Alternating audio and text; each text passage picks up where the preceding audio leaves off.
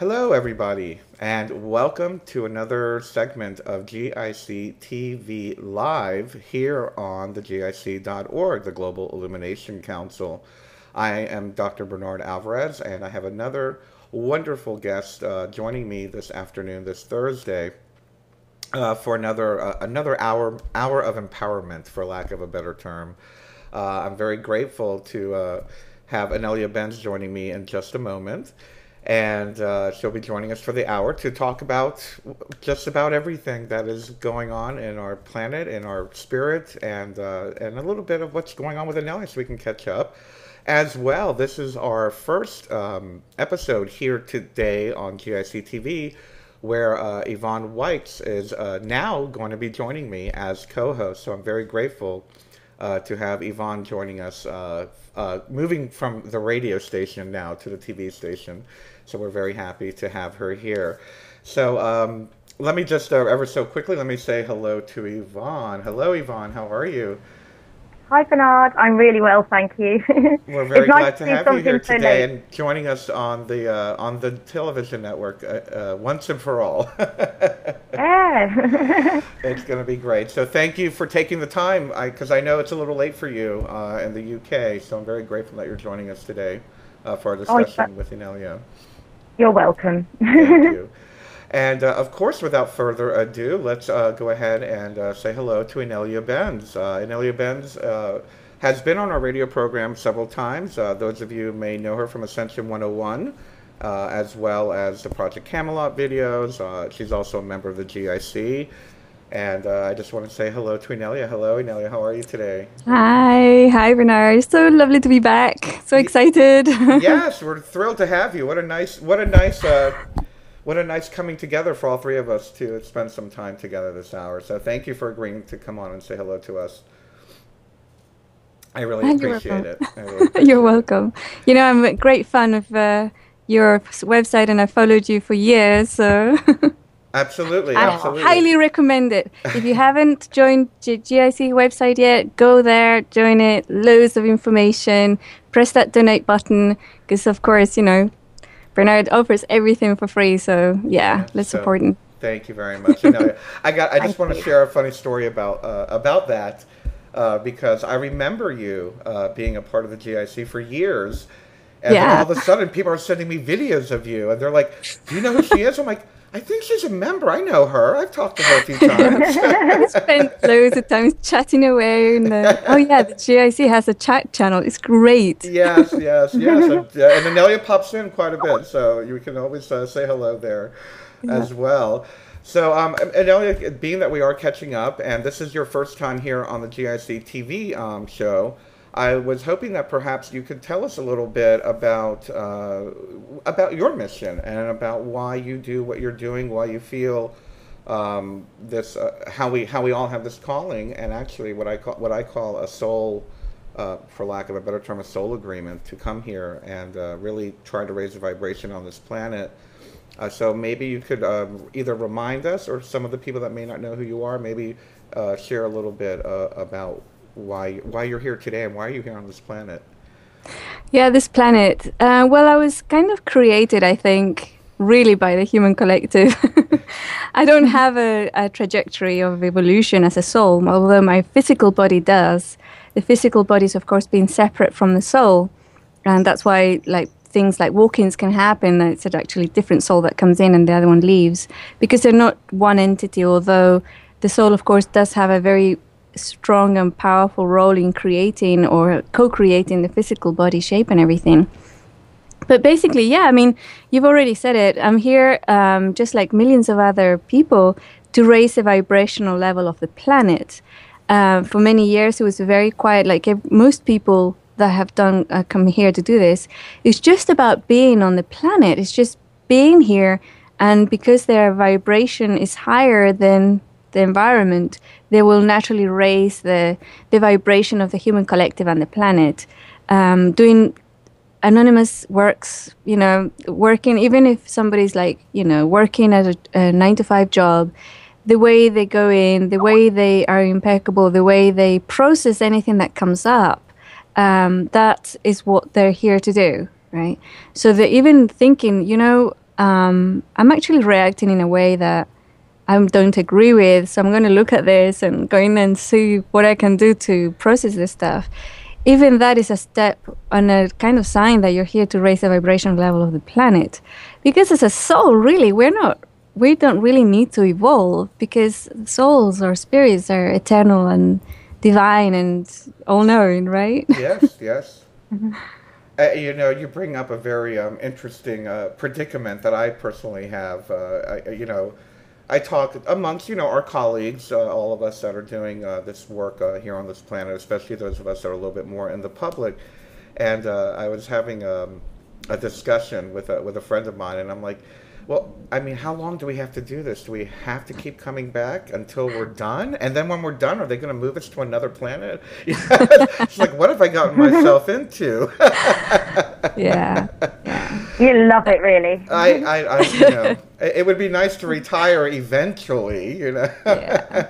I think that's a very personal choice, though. You know, it's like we don't have to do anything. It's all a choice. We'll choose to do stuff. Absolutely. And I think that a lot of us, you know, I'm one of the people that do this kicking and screaming. I'm like, I don't want to do this, but I will. I would say I'm the, what's the word I'm looking for? The hesitant light worker. But, Yeah.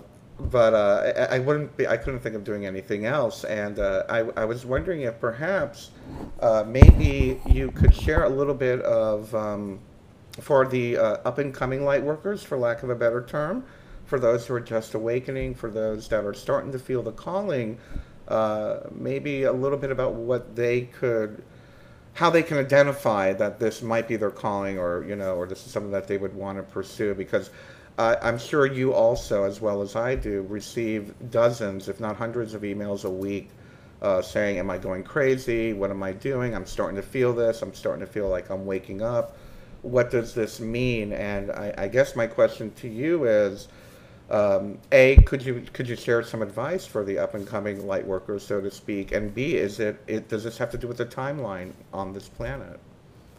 Well, yes. The first advice is, if you don't know what's happening, if you're listening and watching this video, it means that you're waking up, right? There's no question about it. Yeah. And that you've chosen a certain path, which is the path of empowerment. And so you're kind of leaving the old paradigm behind. Now, that doesn't just happen. It's something that you have to do, which is basically to raise your personal vibration. The first thing that I tell people to do is to process their fear. To really process their fear. And it's so simple to do. It's not about pushing fear away. It's not about finding out all the psychological reasons or the actual physical situations that gave you that fear. Just going and allowing it to exist and embracing it, that helps. And will basically free the energy which is enslaved in a fear form in your field, right? Yeah. So you sit with it, you allow it to exist, you allow it to expand, you allow it to express, and then you embrace it in light and love. You allow source energy to come through and just infuse it with it, embrace it back into oneness, which is you, right? So that will free a lot of energy. Why fear? Because fear is the lowest vibrational energy on the planet that we can experience. It's actually fear. So if we process all our fear and free that energy that's stuck in the fear configuration and reintegrate it at a healthy level, then automatically not only do we raise our own personal vibration, which means that we become more aware and more able, but we also do it for the human collective, because we don't live in isolation. We are, in fact, one being on the planet. Yes, absolutely. Thank you. I really enjoyed that answer, because it's funny, in a fun way, it's funny that it seems to me that these last couple weeks, and I'm just speaking personally a little bit, some of the experience that I've been going through, is that my dreams are taking me into my past. And I'm dreaming of things that happened to me when I was in grade school, things that have been happened to me when I was a teenager, things that happened to me in my 20s, all things that I considered uncomfortable and probably haven't thought of in, 30, 40 years. And it's funny how I wake up and I feel very, very, I don't want to say empowered, but no longer in fear of remembering those thoughts, because I know as growing up, I remember in my 20s when I not decided, but when I moved into this realm of consciousness, or this realm of activity on the plane, that I ended up stifling a lot of the things. We like you said, we, instead of pushing it away, we need to embrace it. And it just seems that all of a sudden all these things are starting to come up and are being cleansed, and I can relate to that. And I wonder if there are any people out there that are sensing or having the same kind of dreams, or having these memories, maybe perhaps that we've forgotten about because they made us uncomfortable, if they've started to have them come up. But yes, absolutely. We have to become friendly with fear. Things that are deep-rooted and hidden have been coming up, definitely. Absolutely. And I think that's a part of the process for the planet. We're seeing it as well now, for lack of a better term, with the social paradigm, or the the rulers, the elites, whatever you want to call them, the dark cabal. All of their darkness, or not their darkness, all of their stuff is coming up to the surface, and people are starting to talk about it. And I wonder, Inelia, because there seems to be a wonderful balance with the way that you speak on this topic. What is your take on this, with everything coming and bubbling up to the surface? Yeah, it's a natural organic process that happens when the vibration of the individual and the planet rises, because it basically means more light.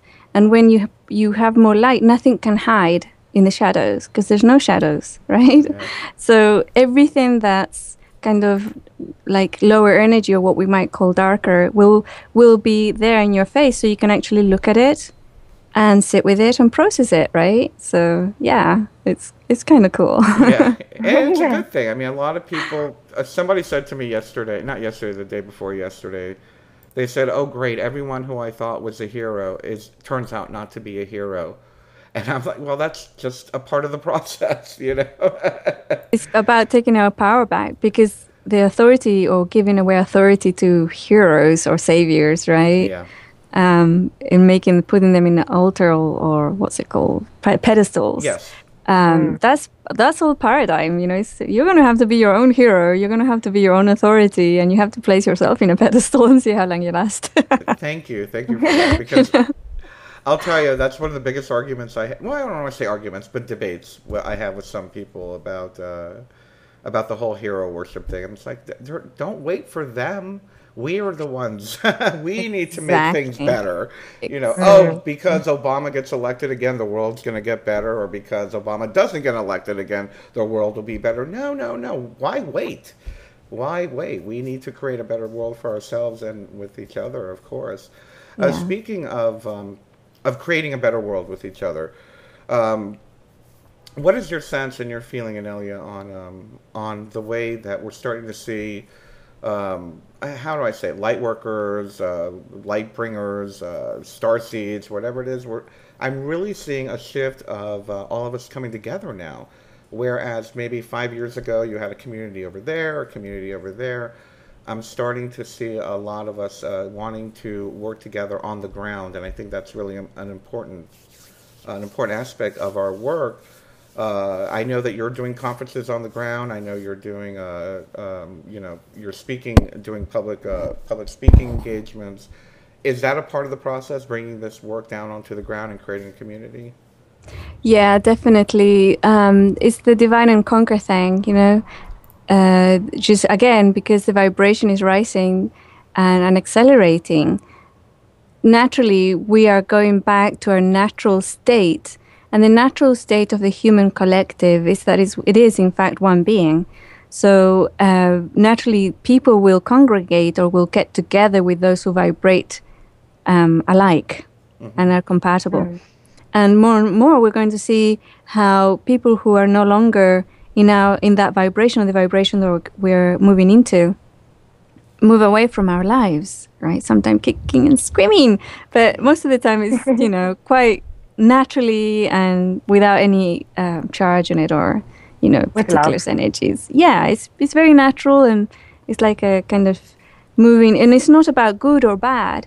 It was like a little example I gave before is, for example, there's a group of people who love to listen to the blues, and another group who love to listen to rap. and another group who loves to listen to country, and another group who loves to listen to classical music. It's all music, it's all fabulous, and it's all very enjoyable.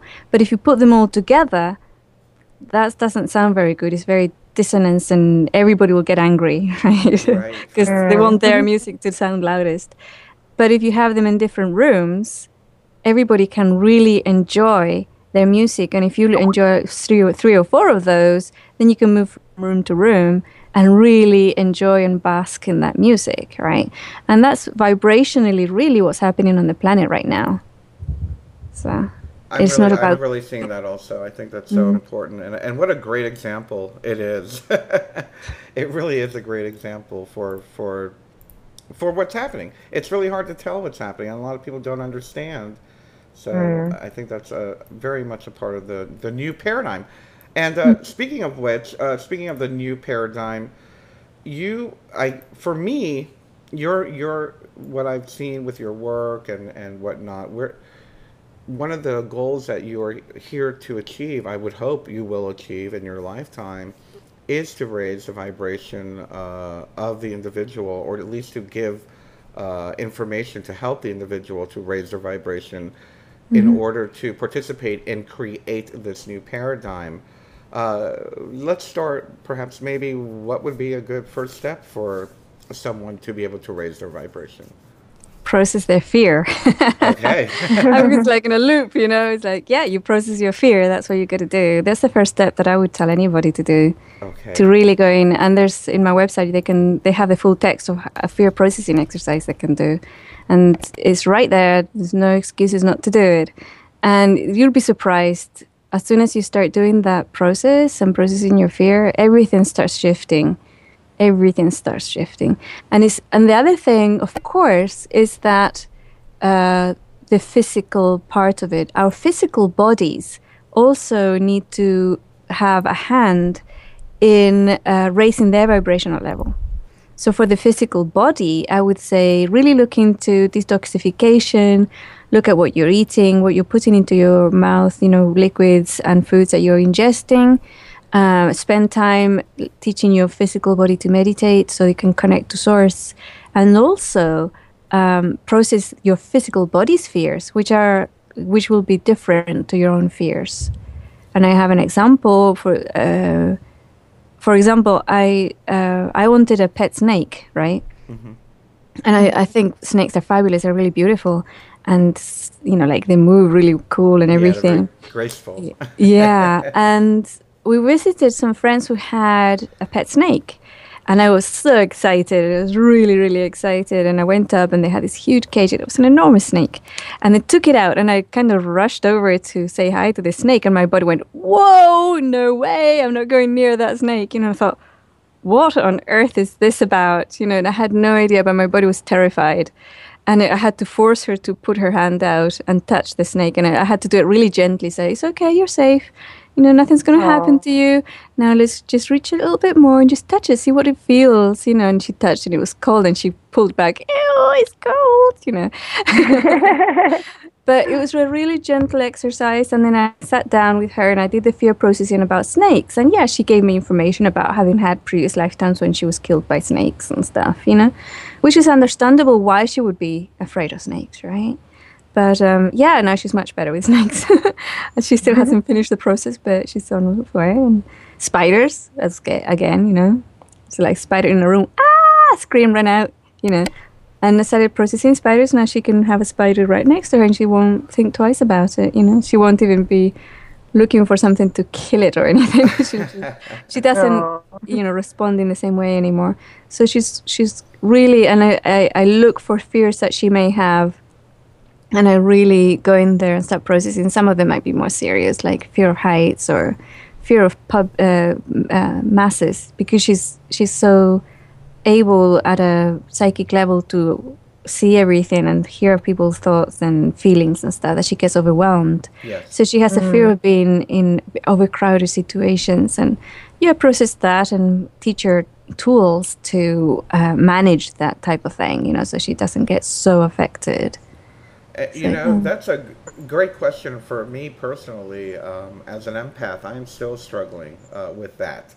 The being in a large crowd, hearing out all the thoughts, feeling all the feelings, and I mean, I've been doing this, actively for 20 something years, and I'm still having a hard time differentiating their feelings, their emotions versus my emotions. I can be with someone in a room, and they're angry about something that has nothing to do with me, and I think that I'm angry, and then I'm like, what am I angry about? Why am I so angry? Well, no, they're angry about something, but I'm still having a hard time differentiating the difference. I was wondering if maybe you had any tips on that, because I know we have a lot of empaths that are probably watching this.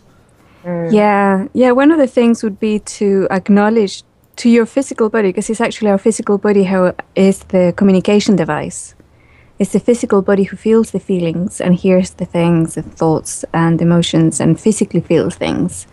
That's our communication device. So really talk to your physical body and say, it's perfectly fine.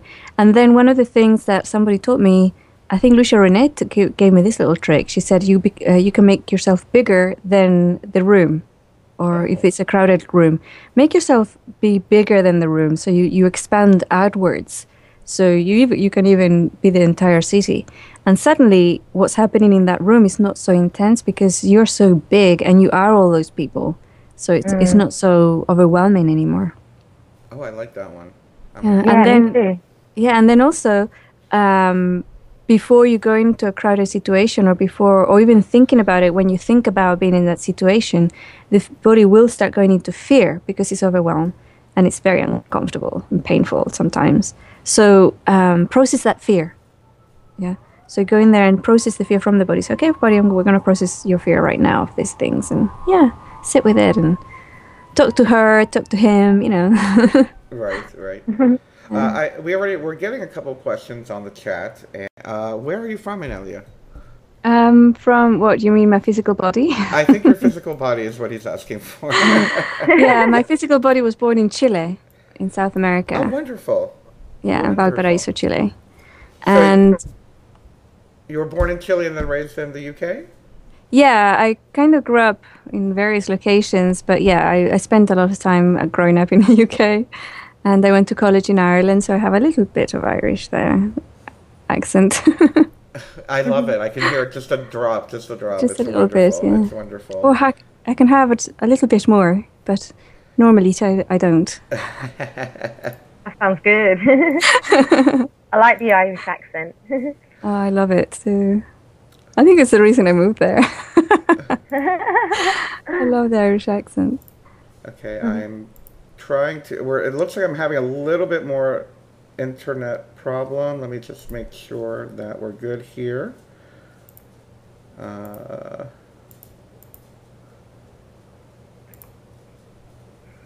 Well, we seem to be good, but okay. That's what I wanted to do. Sorry about that. My computer went into Wi-Fi. I wanted to make sure we were off of the Wi-Fi, so we had a nice clean connection. Okay. Anyway, so Inelia, back to the planet and back to this wonderful experience that we're all going through, because I do feel it's a wonderful experience, being here for the shift, being here to watch all the changes, being a part of this reconnecting with Source. What can you? I know that I asked you a little bit before about what people can do to help that, but what are some of the techniques that you have been teaching some of the people that are coming to your classes or coming to your website? What seems to be one of the more popular techniques, perhaps, or anything along those lines? To do what exactly? To raise your vibration. We talked about getting rid of the fear, but I was wondering if there was anything beyond else? that. Beyond that. Yeah. There's all sorts of things that a person can do, like I mentioned before, help your physical body with detoxification, and also sleep and rest. And one of the things I've been asking people to do every day, if possible, is to spend an hour either daydreaming, meditating, or simply doing nothing. And even if a person says, I can't remember how to daydream, or I don't know how to meditate, or I can't meditate, do nothing and see what happens. when you do nothing for an hour, or all these three things basically move you out of linear time, which is what we're doing really in the new paradigm. We're moving more and more out of linear time. That's why, like, a day nowadays feels like 5 minutes, Yeah. it's over. Linear time is accelerating, and it's kind of, we're kind of being pulling away from it. It's like, spinning so quickly that it's, pushing us away. And doing these three things, even one of them per day is fine. And if you think, oh, wow, a whole hour, you think about when you watch a movie, that's 2 hours, right? And you could spend easily an hour on Facebook or on the internet. Yeah. Just spend that hour doing nothing, right? If you can't meditate and you can't daydream, just spend it doing nothing. At first, your mind is going to go crazy because we have been taught to be always doing, either thinking, reading, entertaining ourselves, keeping ourselves busy and occupied and preoccupied and everything. So doing nothing, retraining ourselves to actually do nothing and just sit there and do nothing is really hard. So the first few days, your mind might go absolutely crazy, planning what you're going to have for dinner, shopping, and all the stuff that you have to do. And here you are doing nothing. But eventually, you will start being able to sit there and do nothing. And that's really helpful, not just for yourself, but for the entire planet. To each individual that pulls out of linear time and busyness helps the rest of us, helps everybody. Absolutely. So, yeah. There would be three little things that everybody can do. And if you're really keen on, working really hard on your ascension, then get my Ascension 101 course. Absolutely. That's a commercial break. Yeah, a little plug. Absolutely. And you know what, that goes with something that I'm seeing here on the chat. Somebody was talking about that we could become like a ground for the energy, for the new energy to come in, be a grounded being, or I guess a channel for the new energy coming in. Also, what you're talking about as far as getting out of linear time is something that I talk about, called going between the thoughts. And just finding that quiet space, going between the thoughts, and getting out of the day-to-day activity. We have another question. We're getting a lot of questions. Wow.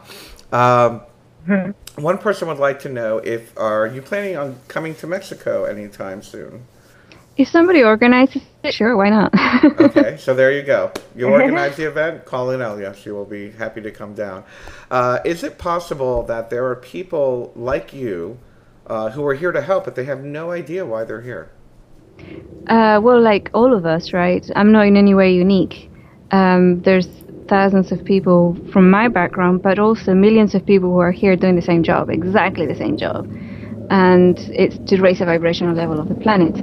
And if you don't know how to do it, actually spending an hour doing nothing, that does it, right? That will do it. Yeah. If you really want to do stuff, then find out what's your passion, right? Remember, or look, explore. Where's your passion? And go there and explore it. So yeah, it's really up to you. Apart from doing your own personal work, which is very important both for yourself and for the planet, or raising your personal vibration, if you want to get busy and have other things to do, then yeah, find your passion. That's what I would say. I can agree with that completely.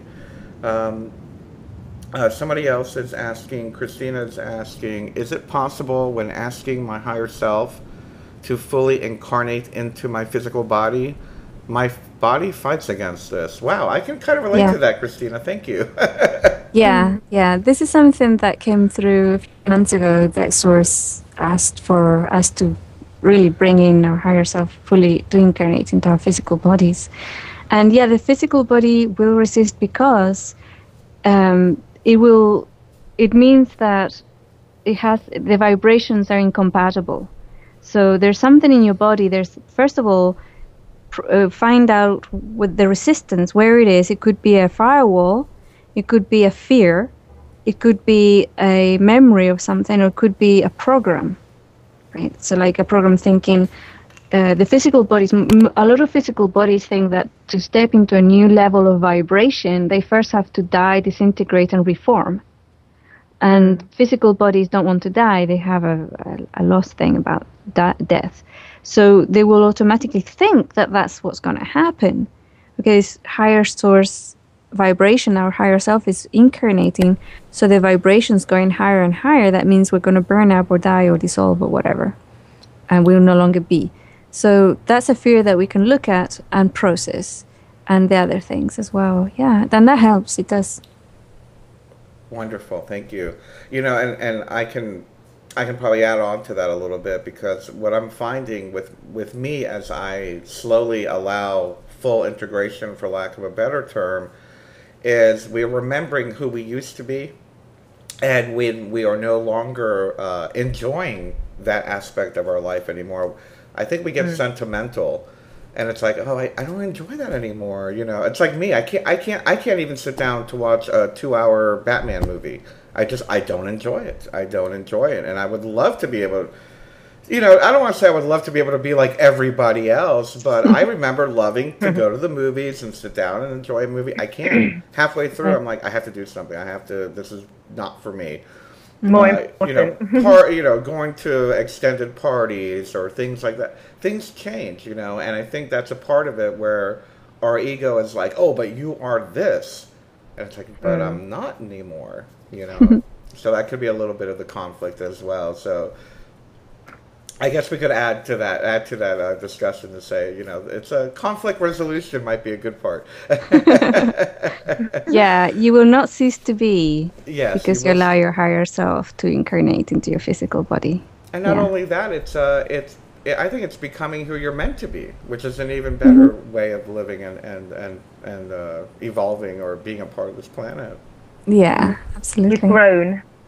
Yeah. I get a lot of comments like on my website page, Facebook page, sorry. People saying, yeah, but if we process all this stuff, you know, life is going to become really boring, because then we won't have drama, and we won't have, you know, heartbreak, and we won't have this and we won't have that. And that's the program. That's the program that teaches them the only way that you're going to enjoy life is if it's dramatic and has lots of these things. But unfortunately, it's actually what's deadening the person. It's what's making them not really see and enjoy the full spectrum of what they can as a physical entity experience, right? I mean, the stuff that we can experience once our vibrations start rising, oh my goodness, you can't even put words to it, you know, because it's so, and that's why it's like, yeah, 3-hour movie plus done that, been there, bought the t-shirt, you know. You have to reprogram to the new things. Yeah, exactly. It's like, yeah, you know, it's thinking that drama or dramatic relationships or heartbreak or whatever is what gives you zest of life. That's a program that keeps you here enslaved. It isn't, because those things don't. It's like very, very dull experience of life. Absolutely. We have another controversial question, which it's funny, I was going to bring it up earlier, and I decided not to, but being that it's in front of me, I think it's a sign I should. I was listening to a talk you had with another one of our members, Helene. Oh, yeah. Yes.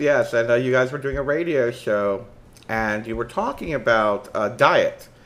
And this is very controversial in the metaphysical New Age thing about whether you should be vegan or vegetarian or not eat meat, and if you eat meat, what kind of meat you eat, and you know, all of this. So I'm just going to ask the question that's posted here: how important is it, or is it important to be vegetarian to raise your vibration?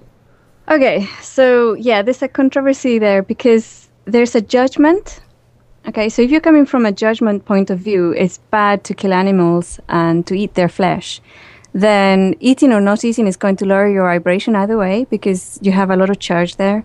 So I would say, do you want to find out? Then process all your charge around meat, eating meat, and what you're going to eat, or eat at all, right? Because breatharians and sun gazers, some of them no longer need to eat. So really process that stuff, and then you might come to a situation that I am in at the moment. I'm not able to eat meat, right? And I used to love eating meat. I have no charge on eating a cow, right, or an animal if it was happy beforehand, right? If I will not go anywhere near animals that have been abused in those farms where that Factory farming. the factory farming that have been abused so badly. But if I go to Ecuador or over here, you can get animal meats from animals that have been very happy in life, have had really nice, happy lives, and it's like I didn't have any charge about eating them, but my body refuses to eat them now. So my body has become kind of vegetarian. The only meat that I can eat or can handle right now would be really happy, free-range, organic turkey meat and fish, like sea from the sea. And anything else, she won't go near. She just can't. She can't ingest it. She'll just, no, you can't go there. And that started a few months ago. Now, today, the past few weeks, is it? A couple of weeks, yeah. I have been finding it extremely difficult to eat, period. So I will get up and I know that I have to eat because it's the program, right? It's just a program. Yeah. And I did have a chance a couple of years ago to release that program and just through sun gazing. And I decided, you know what, I really enjoy strawberries and I really don't want to give them up. It's like, I don't really have much that I enjoy on this planet, and strawberries is one of them, and I don't want to give them up. So no, I'm not going to give up food. But now it's very much, it's actually a feeling that I haven't had since I was a toddler. Because when I was a toddler, I would find that I couldn't eat. And it was like hunger wasn't quite hunger. It was more like a nauseating feeling, nauseous, right? Mm-hmm. So I wasn't hungry per se. It was like a rejection of food. And that was my life until I was about 7 years old. And then it changed. But for all that time, it was like really difficult for me to eat. And my mother had huge difficulties with my nutrition, right? She would be happy if I would have 1 spoon of food a day, And now I'm finding it's come back, that feeling. The past couple of weeks, I've been finding it really, really hard to eat, to just put food in my mouth and eat it and keep it there. It's like it's been really, really difficult. And I don't have lack of energy. I don't have, I did go really sleepy for a while there, which is, again, I think part of this shift that we're going through in August. Yeah. But it's come back to that. And when I look back when I was a toddler, I remember it was because the vibration of, there was a shift in vibration so that the physical body and the environment were not compatible with each other. So the food that I was ingesting was just too low, too vibrational. The vibration was too low, basically. Yeah. And it's all about vibration. So, I have as much charge about eating a plant, which is a live sentient being, to eating a cow, right, which is an alive sentient being. And it's about vibration. So if the plant has been abused, then you're going to put a plant that's not very happy into your body. It's low vibration. And the same thing with an animal. And I find that I can't even have like organic happy lettuce at the moment. I don't know how long it's going to last. But certainly I can't really ingest much else. I'm really having a problem with it. So, I'd like a bit of that problem for a bit. Well, you don't lose weight. You don't. So right. You stay the same. You stay the same. And one of the things that I remember as a toddler is when my mom was told to prepare some really, really concentrated food. She spent hours preparing this food. So, if I spend like hours, or at least half an hour, with something like an egg or a sandwich or something, or even if it's the turkey meat or lettuce or whatever, and just sit with it and allow the energy to infuse into that piece of whatever food or strawberry or whatever, then I'll be able to eat it, right? Okay. But it takes a lot of time, and I don't kind of have that time. So it's a little bit of a problem. But do you need to be a vegetarian to ascend? No, there's many vegetarians who are very low vibrational. Yeah. And they're not ascending. It's not about vegetarianism or veganism. It's not about that. It's all about vibration and judgment, removing charge and that type of stuff. once you sort that out, like my little example about the food that I eat, if I infuse it with high vibration, then I can ingest it, no matter what it is.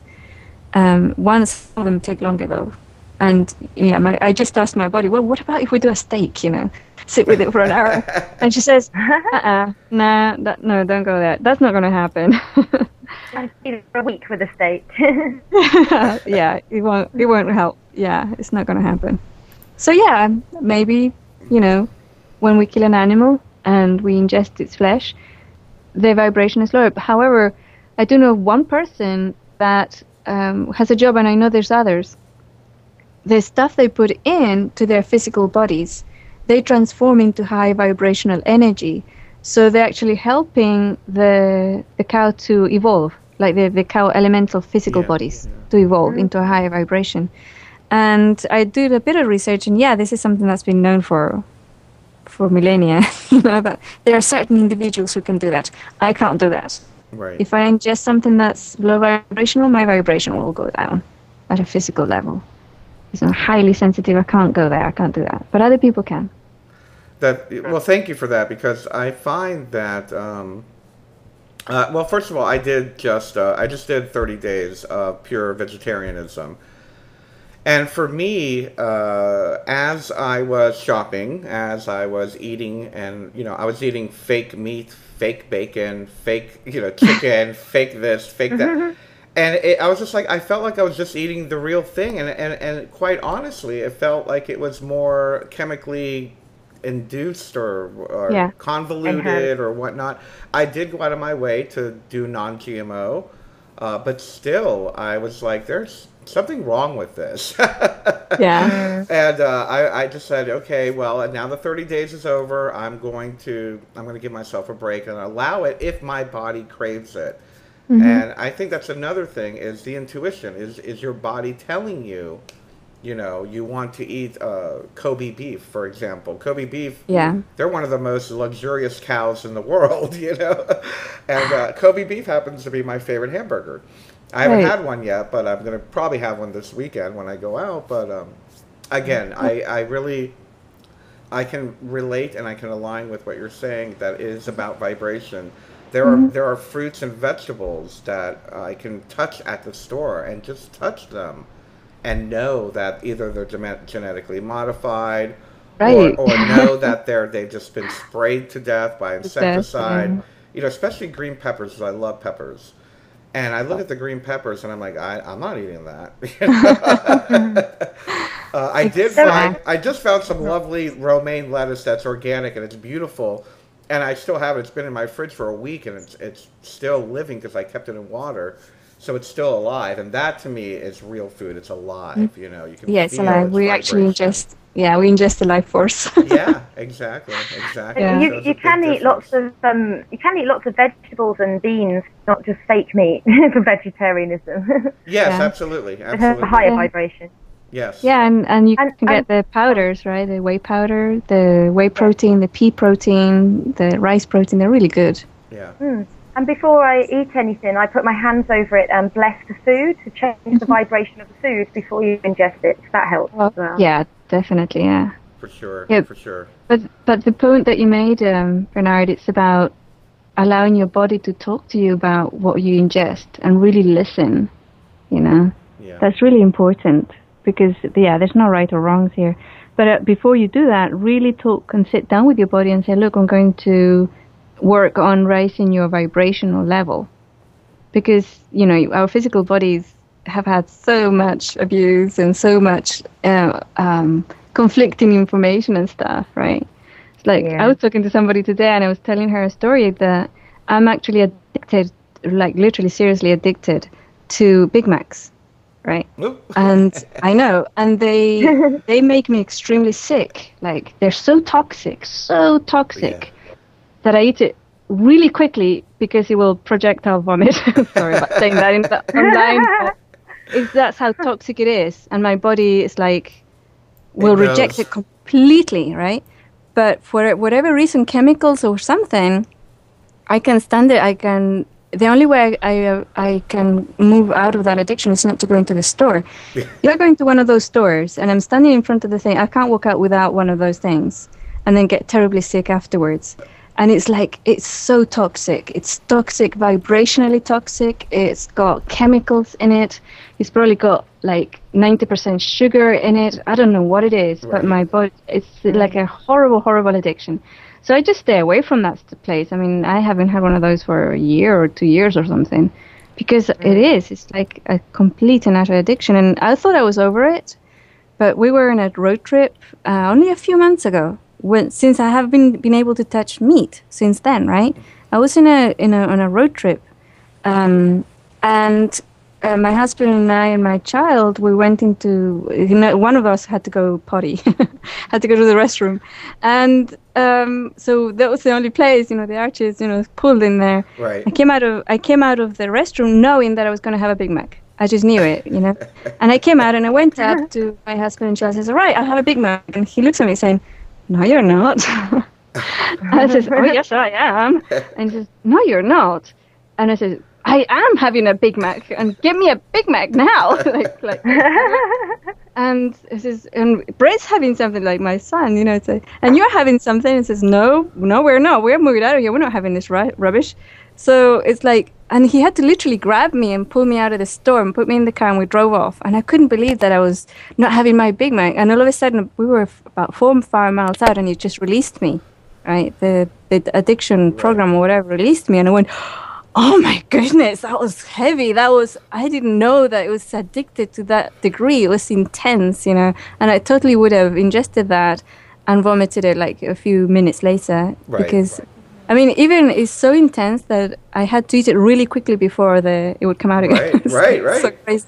And people say, "Oh my goodness, so even you have an addiction? Oh my gosh, what chance have we got?" Maybe you had a walk-in for a while. Well, I have a really odd theory on that, on those kinds of things. I can't help but wonder if I don't know if it's our lower self or our higher self that sometimes we either eat the wrong things, drink the wrong things, smoke the wrong things, put the wrong things into our body to keep us grounded on this planet. And that was something that's been coming up to me lately, and I wonder how much of that is an excuse, or is it really just something to keep us grounded? Because I do remember during my training, I was doing a lot of astral work, and they kept the teachers that were teaching me. The guides that were guiding me would say, eat heavy to bring yourself back to earth. Yes. And so I wonder if some of that has to do with that as well. Yeah, that's an extremely good point. Thank you for mentioning that. Actually, that really resonates with that little incident, because that was really bizarre. But yeah, that's a teaching that I was taught as well through my astral teachers, that to eat meat, and that's why I didn't have any charge on it. To ground myself during daily life. Pure chocolate is also a really good one, as long as it doesn't have sugar or flavorings, and it doesn't have the negative parts. So pure raw chocolate is a really good grounding force that doesn't involve the negative stuff. But yeah, I taught everybody also to use that method. You want to ground, have a steak, have a burger, especially if you've done a long time of energy work. Yeah, definitely. Yeah, when you're doing a lot of energy work, you need to come back to earth, or things get very confusing. I had to find something else once. I couldn't ingest meat anymore, so I found out that raw, pure chocolate without any sugar is really good. Even if it's cooked, even cooked chocolate is good. It's really good. Wow, wonderful. Yeah. So we have another question. Wow, time's flying again, as usual. But before we go, we have about 10 more minutes, but we have a question from Val, who is wondering if and when we become a conduit for source energy, where does the preference, will, or intention to do something instead of something else come from, if it's source at all? If source is all, nothing neutral? I don't know if I understand that, but I think it's between intuition and... Intuition? Yeah. I don't know. if I can, forgive me, Val, if I'm taking this wrong, but I'm thinking you're asking how to clarify between intuition from source versus ego. So maybe that would be a good thing for us to talk about, is to be able to tell the difference. Right. And immediately I would say reaction versus proaction. That's a good one, yeah. Yeah, and also train yourself. You can actually train yourself to really become impeccable with the information that's coming through you.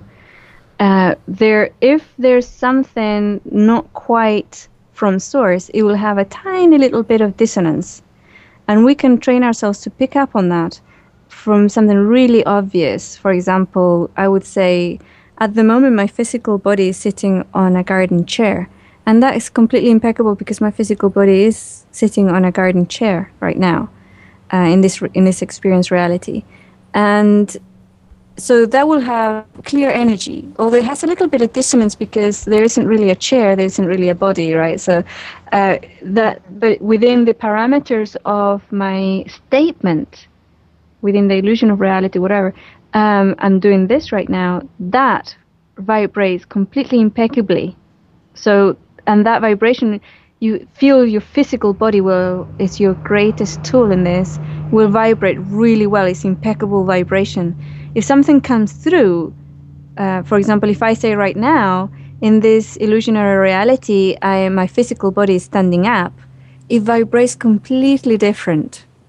Right? It's like, oh, there's a dissonance. It's actually a little bit nauseous as well, because it's so dissonant. And that's how you train yourself to hear how impeccable the information or energy that's coming through is. So when something comes through, filter it and listen to your body to see if there's any type of dissonance. And it's really important, especially if you're going to be giving information out to others, to really step in there and see if there is any dissonance anywhere. I got it. Love it. Lovely. Thank you.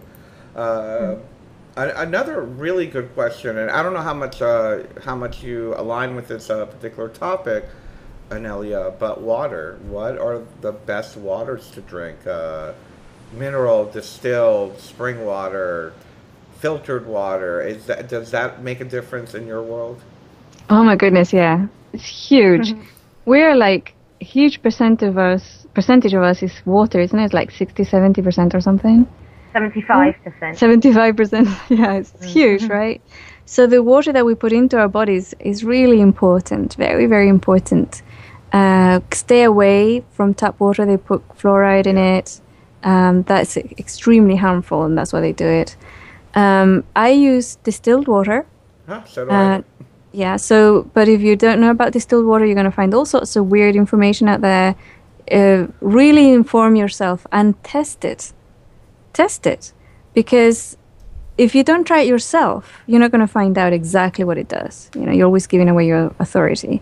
So test it, and if you have any fears around it, because the system will put a lot of fear towards distilled water. Try it. And I'll tell you one thing: if it was harmful, the supermarkets wouldn't have shelves and shelves and shelves of drinking distilled water there, because they would be sued. Yeah. And they're not being sued, and they have it right next to the spring water and next to the purified water. Yes. At least here in North America, right? Yeah. So yeah. What about reverse osmosis?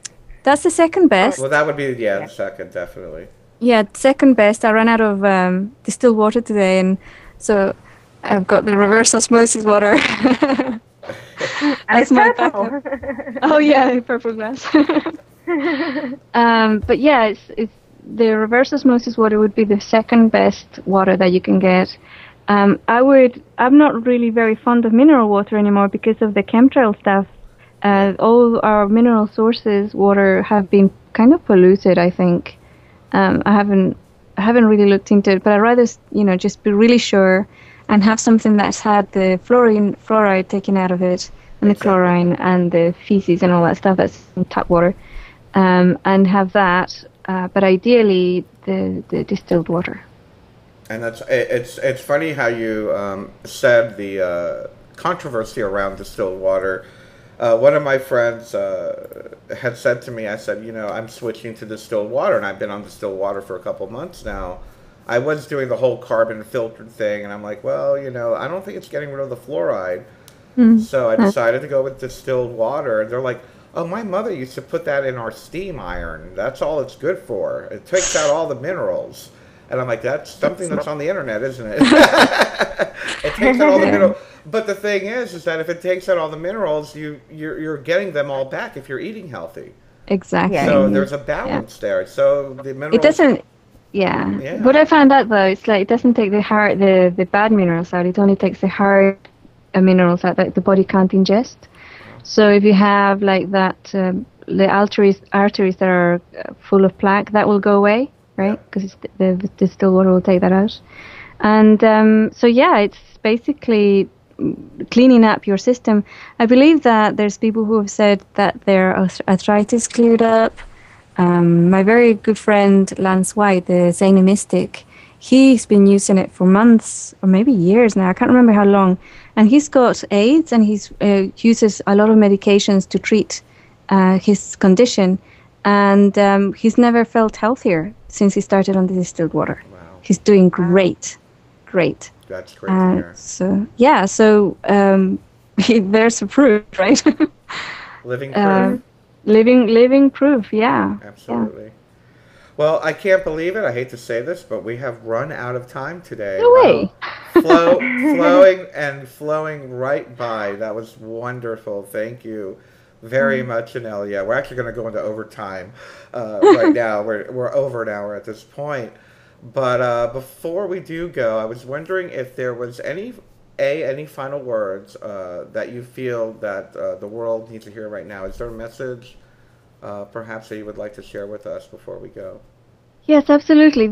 You are an extremely powerful divine being, and there's a lot of energy, forces, and investment out there to stop you from realizing that. The stepping into your own power is something that you're going to have to do. Is your choice and your agreement. Nobody else is going to do it for you. There are no heroes coming. You are the hero. You are the angel that you've been waiting for all of your life. Oh. Isn't that the truth? Thank you. Thank you very much, Inelia. And of course, let's take this opportunity to ask you, are you coming on any radio show in the near time? Are you doing any conferences? And where can people learn more about your work? Yeah, I'm doing a little teleconference on the 26th of August. The information is going to be posted on ascension101.com, which is my website. If you subscribe to the letter there, the newsletter, you're going to get that information when it comes up, and also exclusive talks and stuff and information and tools that go only to subscribers, and it's free. So it's kind of cool. Yeah. Very cool. And someone just posted, and I know you're going to Barcelona. Someone said, thank you. See you in Barcelona. Yes, October. So Barcelona in Barcelona in October as well. Yeah. And of course, I just want to let everybody know that Inelia is also on the GIC, as she does have a profile. So she will pop in every once in a while and say hi to us on the chat. And we talk about mundane stuff, believe it or not. Yeah, we do. We're still human beings, and we still, but it's wonderful. We should organize a chat day on the GIC, the three of us. I would love that. Yeah, and then we'll have a fundraiser as well. We could have a fundraiser and just get everybody in there. What do you think? That'd be awesome. I love that. I think that's a great idea, Inelia. Thank you. I have to remember that. We have to do that. Yeah. Anyway, so thank you very much, Inelia Benz. Thank you very much, Yvonne Weiss. We will be back here on GIC TV next week with our friends from Portal to Ascension. Ilya Nabutovsky and Neil Guar will be joining us for the hour. And we're going to be talking about the coming Cosmic Reunion 2012 conference in Los Angeles. For those of you that haven't been aware, the GIC is also doing our first ever spiritual activist conference and gathering. We're going to have, we're changing the agenda in the coming week, so you might want to keep an eye out for that. We decided to be more interactive with attendance. So we want to hear what you have to say. We want you to come to Roanoke, Virginia, talk about your experiences, talk about how we can all help each other. As well, I'm going to be doing a workshop on energy. I don't want to say manipulation, that's a bad word, but energy work, sending energy, giving energy, types of energy, emotional energy, color energy, healing energy. Derwin Sherwood, one of our administrators, is going to be talking on the rights of Mother Earth, which is going to be another wonderful talk. Anela, Anela. See, Anela, not Inelia. Anela is going to be an alien. Is going to be doing a talk An as alien, well. yeah. We've invited several folks to come. Miriam Del Call has been invited. She hasn't confirmed yet, but we're pretty sure she's going to be there with us. Roxy Lopez as well from American Freedom Radio, and if you remember, she's also from GIC. So it's going to be a really good conference. We're not really charging anybody. It's just a registration fee of $20 just to cover the cost for the use of the venue. But I think it's going to be a wonderful conference. A lot of people are staying for the week. If you are staying for the week, make sure to join the event page on Facebook, because we're going to be doing meditations in the mountain. We're going to be doing hikes through the Appalachian Mountains. I mean, it's going to be fall, October 13th, which is where the leaves are turning. And Roanoke, Virginia, the Roanoke Valley is known for the beauty of the fall and the leaves turning and whatnot. So the hotels are booking up, so you might want to look into this very quickly. This Monday, I'm not sure who we have booked. Maybe Yvonne will tell me after we get off this broadcast. But we will be on GIC Radio at 1 p.m. Eastern Time. Thank you very much, everybody. Thank you, of course, Nelia. Thank you, Yvonne. And we look forward to seeing you all next week here on GIC TV. Thanks for watching and tuning in. Please remember you can donate at thegic.org. Just click that big old blue donate button, because it helps programs like this continue as we evolve technologically with your donations. Thank you, everybody. Have a wonderful day. We love you. Bye-bye. Love you. Bye. Bye.